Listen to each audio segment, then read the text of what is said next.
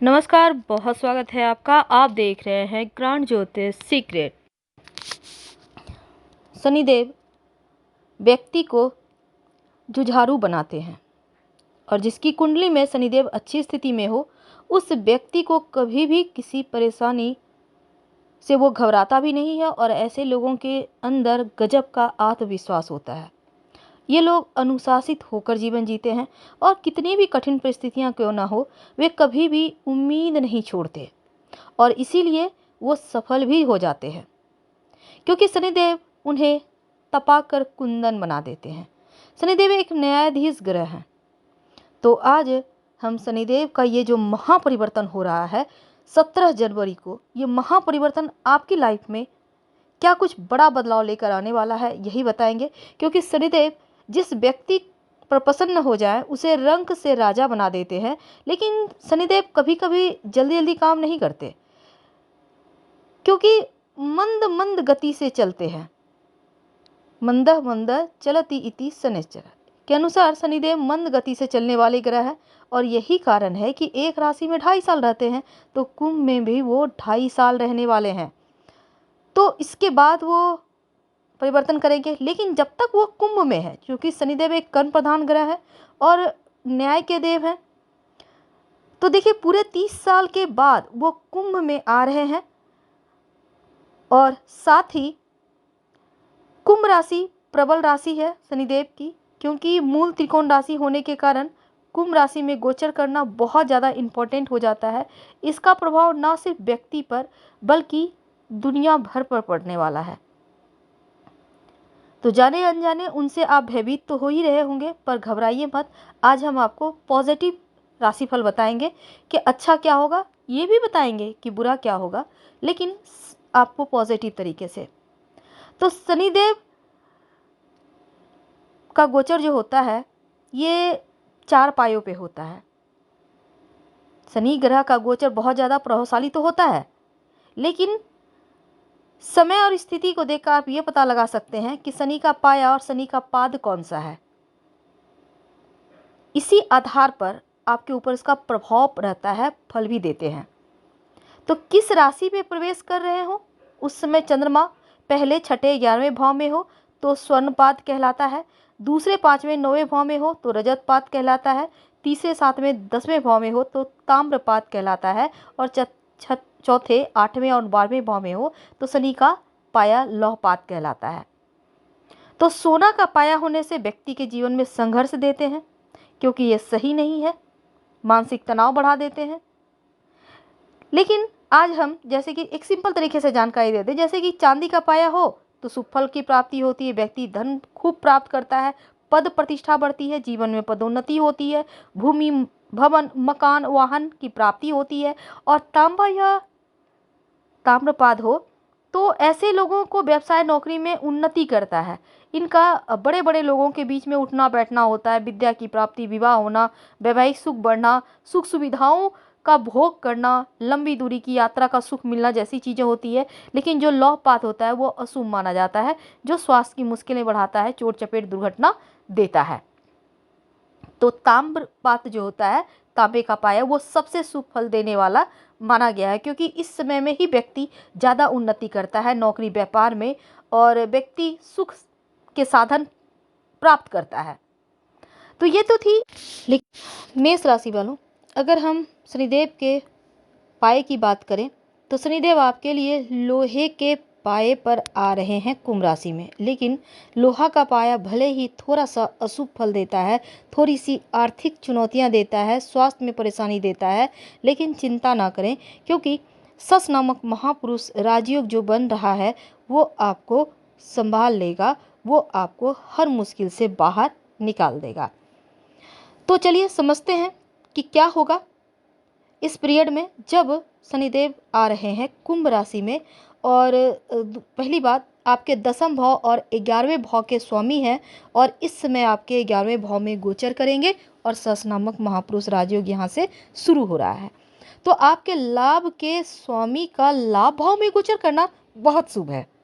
खासकर जो विद्यार्थी हैं, पढ़ाई के लिए घर से दूर जाना चाहते हैं, या फिर आपने पीआर आवेदन के रिजल्ट का इंतज़ार कर रहे हैं, तो इस अवधि में 2.5 साल, अगला जो 2.5 साल है, बड़ी खुशखबरी लेकर आया है।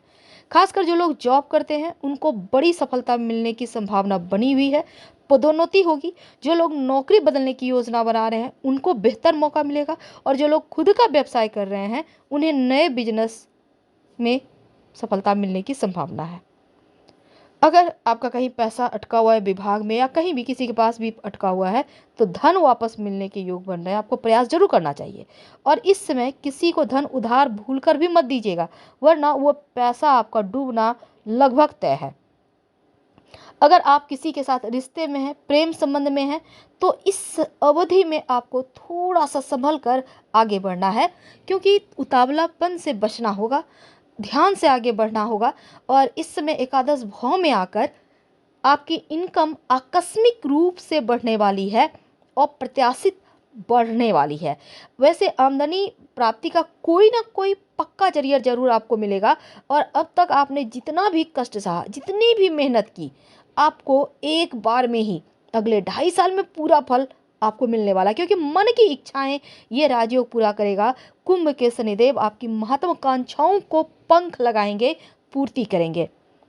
अभी तक जो भी योजनाएं आपकी लंबी थी वो अब पूर्ण होंगी। आपका आत्मविश्वास एक बार फिर से लौटेगा। प्रेम संबंधों के लिए अगर आप ईमानदारी से चीज़ों को अपने पक्ष में रखें तो बहुत अच्छा है, नहीं तो फिर चीज़ें फिर थोड़ी सी विपक्ष में हो जाएगी। थोड़ा सा अपने स्वास्थ्य का लेकिन ख्याल रखिएगा, क्योंकि लापरवाही खाने पीने में जो कर रहे हैं वो सही नहीं है। अचानक से हालांकि धन तो आ रहा है, लेकिन ससुराल में किसी काम के लिए आपकी आवश्यकता महसूस होगी। हालांकि आप उनकी मदद करेंगे, महसूस तो बढ़िया करेंगे, लेकिन एक लिमिट में ही करें, क्योंकि यहाँ पर पैसे डूबने के उधार देने से जरा योग हैं, तो उतना ही करें जितना आप भूल सकते हैं। तो शनिदेव के प्रभाव से आपका धन बढ़ता दिखेगा, और आपके 11वें भाव में आ रहे हैं, तो 11वें भाव में आपकी इच्छाओं की पूर्ति करेंगे। जितना मेहनत करेंगे उतना ही फल मिलेगा। कार्य क्षेत्र में तरक्की होगी, लेकिन इस पीरियड में स्वास्थ्य का ख्याल रखना है। बस एक ही कमी है, इसका आपको बहुत ध्यान रखना होगा। पंचम भाव में यहाँ पर देखिए एकादश भाव में गोचर कर रहे हैं, इनकम बढ़ेगी, लेकिन जो विद्यार्थी हैं यहाँ पर पंचम भाव पर दृष्टि होने से क्या होगा, वो आपको सफलता मिलेगी। पढ़ाई लिखाई की जो रुकावट थी वो समाप्त होगी, और 10वीं दृष्टि 8वें भाव पर होने के कारण थोड़े से बच्चों के ऊपर आपको ख्याल रखना होगा, बच्चों का ध्यान रखना होगा। लेकिन अगर हम विस्तार से जाना चाहें तो देखिए मेष वालों, आपके शनिदेव यहाँ पर देखिए अनुकूल वक्त लेकर आए हैं। अगर आप पहले से स्वास्थ्य की कोई समस्या से पीड़ित थे तो उन स्वास्थ्य की समस्याओं में अभी राहत मिलेगी, लेकिन फिर भी आप इनको इग्नोर नहीं कर सकते, स्वास्थ्य का ध्यान रखना है। 30 जनवरी को शनिदेव अस्त हो जाएंगे आपके एकादश भाव में, और जब वो अस्त होंगे 6 मार्च को वो उदय होंगे, लेकिन इस बीच आपके थोड़े खर्चे बढ़ते हुए दिखेंगे, तो खर्चों के ऊपर ध्यान रखना है, नहीं तो फिर आर्थिक तंगी होगी। और 6 मार्च के बाद से एक बार फिर से आपके लिए आपके सपने साकार होने का वक्त शुरू हो जाएगा। अधूरी पड़ी इच्छाएं पूरी होंगी। धन के अभाव के कारण जो चीज़ों को आप पूरा नहीं कर पा रहे थे वो अब पूरा होगा। और 17 जून से शनिदेव एकादश भाव में वक्री हो जाएंगे, और 4 नवंबर तक थोड़ा सा ये वक्त आपके लिए कष्ट कर रहेगा, क्योंकि जब वो वक्री होंगे तो नकारात्मक प्रभाव पड़ेगा, कार्यस्थल पर भी पड़ेगा। और संतान के सुख की प्राप्ति के लिए आप प्रयासरत थे, तो 4 नवंबर तक आपको थोड़ा सा यहाँ पर इंतजार करना है। इस पीरियड में किसी प्रकार के धोखे के शिकार हो सकते हैं, इसका भी ध्यान रखना है आपको। लेकिन जैसे ही वो मार्गी होंगे एक बार फिर से आपको अलग अलग माध्यम से धन प्राप्त होंगे, आपका बैंक बैलेंस बढ़ेगा इस पीरियड में। और 30 अक्टूबर को राहु केतु भी राशि परिवर्तन करेंगे, लेकिन केतु शनि के साथ मिलकर षडाष्टक योग का निर्माण करेंगे, तो क्या होगा, आपका ध्यान एक कार्य पर नहीं लगेगा, आप हर कार्य को बीच में अधूरा ही छोड़ेंगे और दूसरा शुरू कर देंगे। तो ये थोड़ा सा आपकी क्षमताओं को प्रभावित करेगा। कार्यस्थल पर कुछ जिम्मेदारियों आपको अगर आप ढंग से नहीं निभाएंगे तो आपसे जिम्मेदारियां वापस ले आ सकती है। इसलिए शॉर्टकट का रास्ता मत अपनाइएगा धन कमाने के लिए, क्योंकि यहाँ पर ये योग आपको आतुर बनाएगा धन के लिए, और ऐसा करने से बचिए, शॉर्टकट में मत पड़िए, वरना मुसीबत में फंस जाइएगा। आप हनुमान चालीसा पढ़कर दिन की शुरुआत करें।